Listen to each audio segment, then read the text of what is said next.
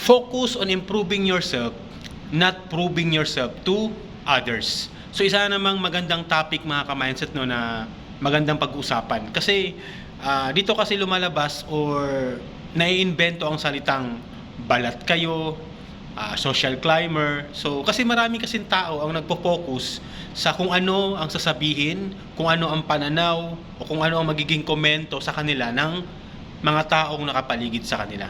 Kasi in the mere fact mga ka-mindset, hindi naman natin kailangan laging i-validate or i-consider yung mga sasabihin ng ibang tao sa atin. As what I said, di ba, focus lang or focus on improving yourself, not proving yourself to others. So ibig sabihin lang yan mga ka-mindset, mag-focus ka sa ikakaunlad ng sarili mo, mag-focus ka kung saan magiging mabuti, magiging maganda ang buhay mo.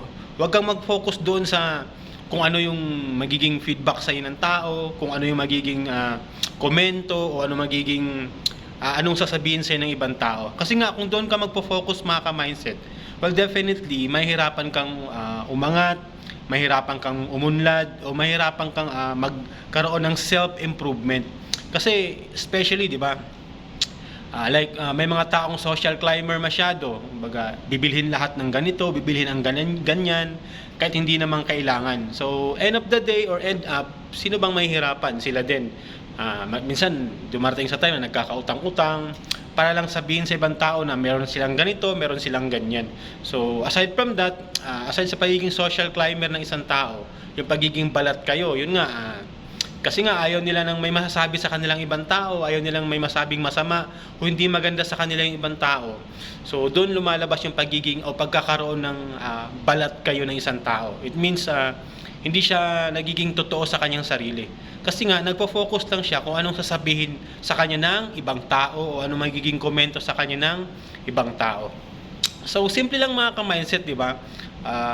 Magpakatotoo ka sa sarili mo. Kung ano ka, dapat ano ka lang. Well, definitely naman, pwede naman natin i-consider yung kung ano sasabihin ng ibang tao sa atin, pero wag natin gawing reasons para tayo ay ma-down, para tayo ay malungkot, o para tayo ay mahirapan, o magkaroon ng balakid or bagabag sa ating pag-unlad.